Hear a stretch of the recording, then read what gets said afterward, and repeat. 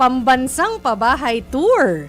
Sinilip ni Pangulong Bongbong Marcos ang Malacondo unit style na 27 square meters sa isang urban development sa Taytay, Rizal.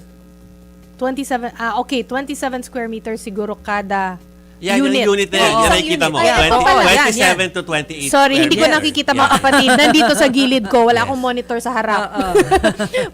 Pero kita nyo po. Parte ito ng expanded pambansang pabahay para sa Pilipino o 4PH program. Habang 423,000 na pabahay pa lang ang napatayo simula 2022. Umabot na sa 6.5 million ang backlogs ng housing units. Kapag hindi na pagtuunan ng pansin, posible pa raw umabot ito sa 22 million na backlogs sa taong 2040. Wait, Okay. tandaan natin ang initial plan talaga ng Marcos administration, 1 million housing units a year na hindi nangyari. Tingnan mo, sabi nga ni Chiki, 423,000 na pabahay pa lang since 2022 ang naipatayo. So hindi talaga kinaya yung 1 million a year na isa sa dahilan kung bakit nagkaroon ng changes ng leadership. Yeah. So, sa 4 years na housing yan, ha? So, department. mula sa planong 1 million, around 100,000 Okay. Oh. kada year. Yeah. Okay, Kasi apat na taon na.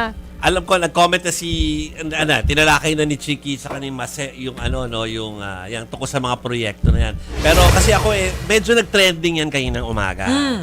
Humupa rin naman, nag-trending ng konti yan. Kasi nga, nagulat sila sa ganda ng loob. Pero syempre, that's a sample unit. Yes, right? yes. Pero, unang-una sinabi ko nga parang, wow, kasi laki nung ko. Yung Condo. ngayon, 28 square meters, di ba? Parang paano nila napagkasa yung ganong karaming gamit sa 20? Kasi ako, di ba, yun ang problema ko. Paano pagkakasa yan? Pero anyway, so, nag-trending po yan. At maraming comment doon. Ewan ko. Of course, we understand the whole problem. We need to provide housing for our urban poor. At saka, hindi, maski lahat ng nangangailangan, dapat ay bigyan. Pero syempre, humihirit ang mga middle class kanina.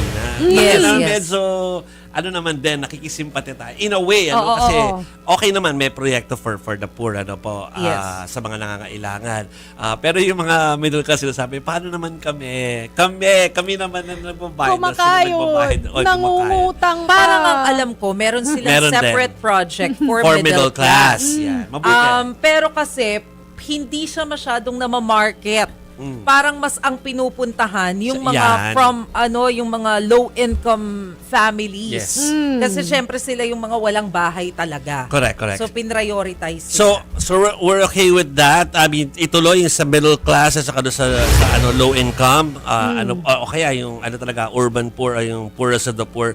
I mean, suportado po namin yung mga proyekto na yan kasi dapat lang naman bumabalik sa tao kaysa sa bulsa ng Correct. iba. Agree. Yung mga proyekto, no. Pero ito, may panawagan din doon sa comment section kanina na dahil maganda naman siya, baka mamaya ibenta daw ng mga pagkakalooban. So, para imbis na ma-solve yung problema ng bawat pamilya, o solve kasi mababayaran naman sila ng pagbebenta nila. Pero, saan naman sila titira ngayon ulit, di ba? Maraming Yes. gumagawa niyan, Oo, dati pa. Correct. Exactly. Hindi ko alam kung nabago na yung policy, pero yung may pinaliwanag medyo matagal na ang DSUD na sinasabi nilang hindi pwedeng ibenta agad. Parang meron You silang should live. certain period kasi pinili kayo kung sino lang yung pwedeng kumuha ng unit. Parang dapat tirahan nyo na muna yan. Oo, tirahan nyo. May mga ganong policy. Hindi lang ako masyadong Saka parang familiar dapat dun sa hindi exam. na rin sila, halimbawa kung sakali i-give up nila yan, ibenta whatever, hindi na dapat sila kasali dun sa magiging beneficiary ulit. Oh, yes. Kasi ibig Parang sabihin, dapat kayang-kaya mo na, binenta mo na nga yung Correct, binigay correct. sa'yo na libre.